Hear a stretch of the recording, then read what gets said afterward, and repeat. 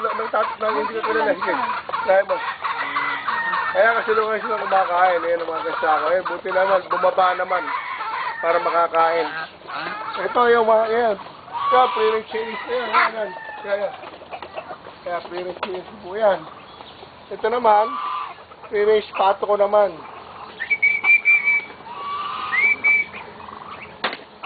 Pag tinawag ko po yan, sanay po sa tawag yan, kaya po may sinyasan kami. Magkakain na sila. Lalapit na sila. Ayan. Ayan, nakita po ninyo yung aking backyard na aking mga alaga.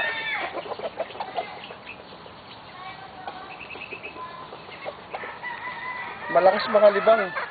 Unang-una, sabihin na natin parang additional kabuhayan. Kaya lang, maaga talaga akong gumigising.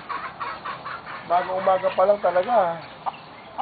Mga 5, 5:30, kailangan nandito na ako sa area ko para at least bago ako umalis bilang Taiwan Lingkod Bayan, bilang public servant. Kailangan kahit pa paano, naiayos ko rin naman yung aking halamanan at aking mga hayop para ba sila hindi nagugutom at lumaki ng malusog tulad natin.